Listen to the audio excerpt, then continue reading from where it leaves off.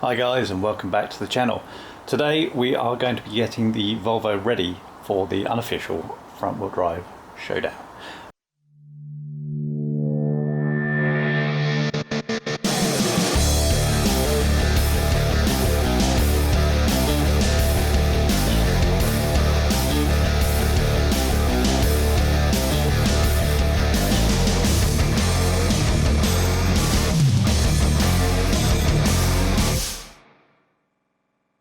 That is happening with Track Obsession, and that is on the 16th at Cadwell. So, loads to do on the Volvo. It's currently looking like this.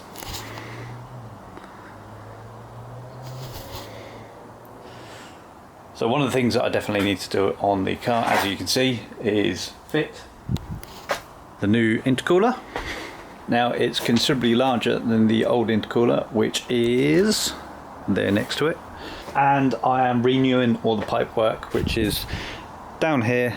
None of that's going to get reused apart from the red couplers, and I have a brand new pipe kit. Obviously I can weld now, so I'm going to be welding all of the connections and just having a coupler either end, so there won't be any chance of blowing a boost pipe. One of the things that I definitely do need to do is get rid of the screamer pipe which is on the car. It won't be passing any of the noise restrictions. If I go on track with the screamer pipe, I'll definitely get black flags, so that needs to be plumbed back into the exhaust. And there's a few other things that are happening on the car which I'll cover a little bit later. You can see here water injection, which is being plumbed in, or has been plumbed in. It will be running from the speed unit ECU rather than a boost pressure switch. Inside of the car, bit of a mess. Lots to do in here. If I go around to the other side, what I've also done is been messing around with the dash. So there were issues with my original gauge cluster. The rev counter stopped working, speedo hasn't worked for probably best part of a decade, and the fuel gauge stopped working. So I fitted this. This is a Coso RX2N GP, and if I power it on, it looks a little bit like this. Most things are working at the moment. I still don't have the vehicle speed sensor wired in, so I still don't have a speedo, but I definitely need to have the rev counter working. Other things I've done is over here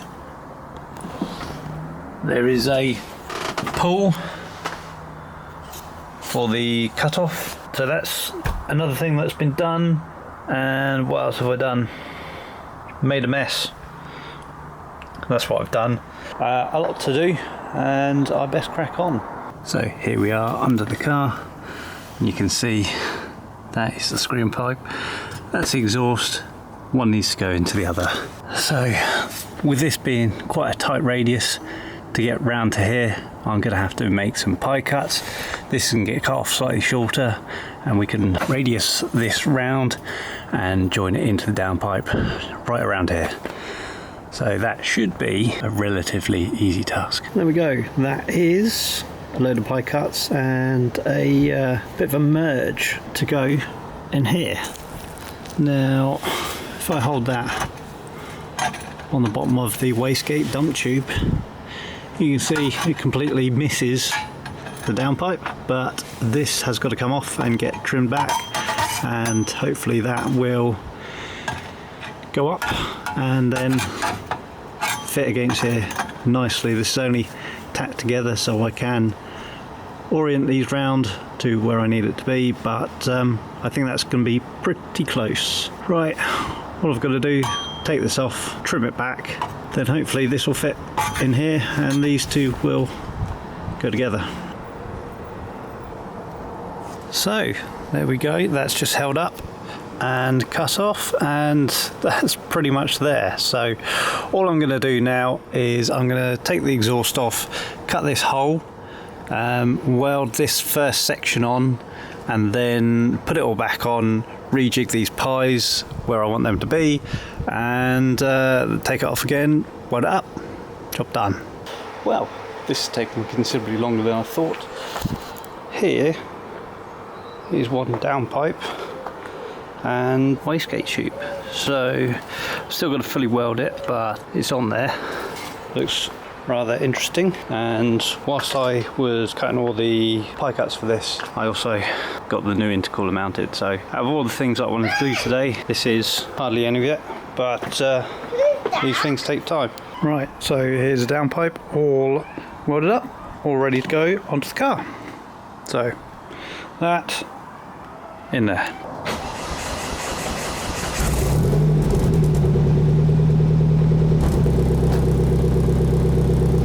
So there we go, exhaust is all complete, wastegate is plumbed into the downpipe, so hopefully no noise when the wastegate opens, so that will pass track limits at Cadwell. Right, next thing I suppose, intercooler pipes. Alright guys, it's a few days later, no that's a lie, it's actually a couple of weeks later. So we are starting to run out of time for Cadwell, which is less than a week away. Today is a Saturday and Cadwell is on Thursday, and I'm travelling up on the Wednesday, so I've only got until then to get the car ready. I have been working on the car, but I've not been filming too much. Like I said in the previous clip, I'm working on the intercooler pipes, and that is exactly what I have been doing. So this is the hot side off the turbo, runs down. I've just been tacking these together, made a little tab to hold that in place, and it comes down, feeds down there, and will come round to this side of the intercooler. Now that is actually the second one that I've been doing. I've already completed the first one, which is just here. So that there fits down here, feeds round up and to the throttle body. I've also welded a bung on there for the air intake temperature. So that one's done and complete. So put that back down to one side, and yeah, I will be continuing on with this one, which hopefully won't take too much longer. And then there is a lot more left to do, obviously. So to help me along, I have got a couple of guys coming over to give me a hand. One of them is Nick from Cadwell Racing, and the other is someone called Connor. Connor is going to be my passenger for Cadwell, so he's into cars, he's into motorbikes, so I thought I'd invite him along. He's never been to a track day before, so hopefully he'll enjoy it. But he's going to come over, give me a hand, and hopefully get this done. One of the less interesting things I've noticed I've done as well, not filmed, is this little plate here. It's where the idle air control normally sits, but I don't use that. All I've done is use the throttle screw to crack the throttle open and control idle with the ignition. So that is no longer needed, and it clears things up. There was a lot of pipe work for it, so it just makes it look a lot cleaner. So not that this is particularly clean, but we're getting there. We are certainly getting there.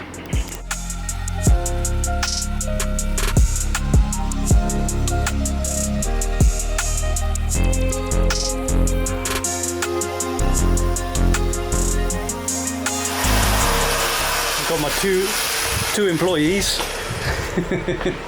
doing some work. So here we are, the boost pipes that go on the hot side from the turbo, snake down beside the head, down there and across to this side of the intercooler. They're all tacked, ready to get welded, which I'll do maybe tonight, but in the meantime, Nick. Hello folks. Connor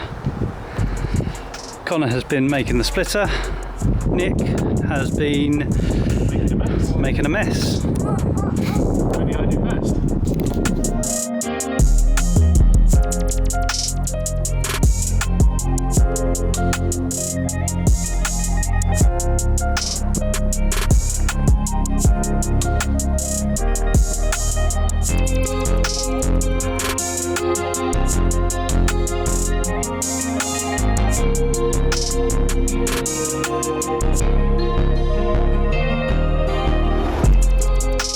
So the intercooler's in and piped up.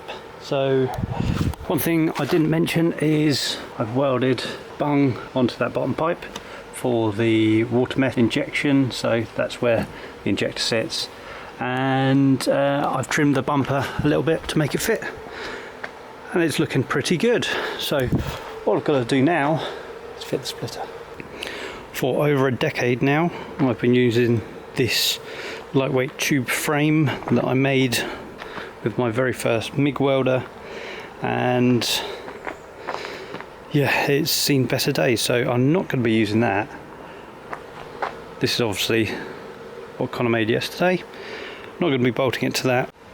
Instead I'm going to be using these, which I've got from Maxpeedingrods. So these are quick release splitter brackets, and they basically bolt up to the chassis rail on the side, and then your splitter bolts to this, and that means that you can basically slide it off the front in quick release fashion. The problem is that on my car my chassis rails are quite high, and I think these are designed for a Civic, which are fairly low chassis rails, so I've had to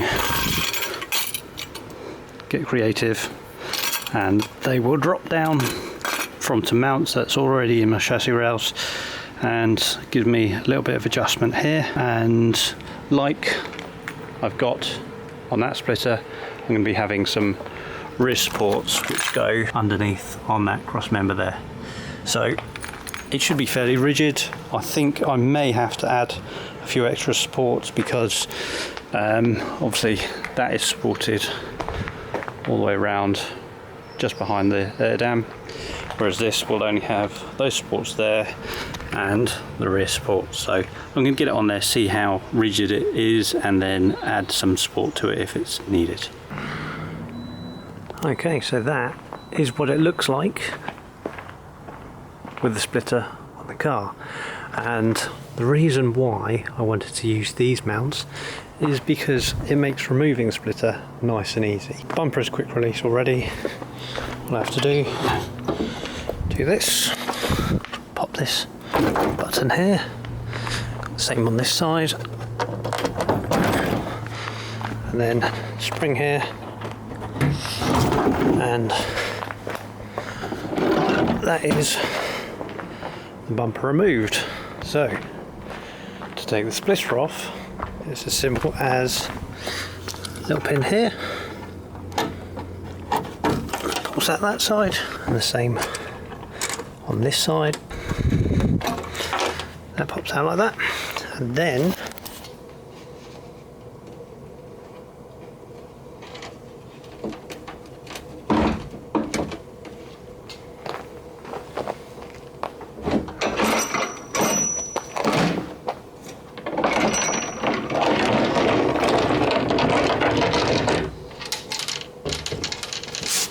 so it's easy as that to get the bumper and the splitter off. It doesn't take very long.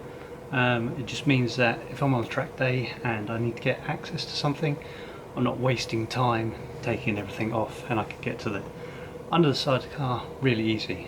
So what I need to do now is make the air dam, so I'm going to do that now. Well, good morning everyone. Today is Tuesday, tomorrow we leave for Cadwell, and last night I got the air dam done. So this morning I'm on my way to work. This is the first time I've driven the car for a number of weeks since I took all the intercooler off and things like that. So it's pretty much the only test drive I'm going to be able to get. The car is still full of shit. I mean, look, they've even got the light still, which I was using because I was working at night. So yeah, the car seems to be running absolutely spot on. Seems to be okay. I've obviously only just pulled out from home, so I've not been able to see if the intercooler is working nicely, not been able to do any pulls yet, but yeah, it runs absolutely fine, so nothing wrong there. When Nick came over the other day, he was cutting up a bit of plastic, and the reason that he was doing that is this. So that looks fairly neat. This is to house another gauge. I'll probably end up putting my EGT gauge back in there so I can see it without having to look down. Anyway, so I'm in the middle of the traffic, so I will catch up with you guys later.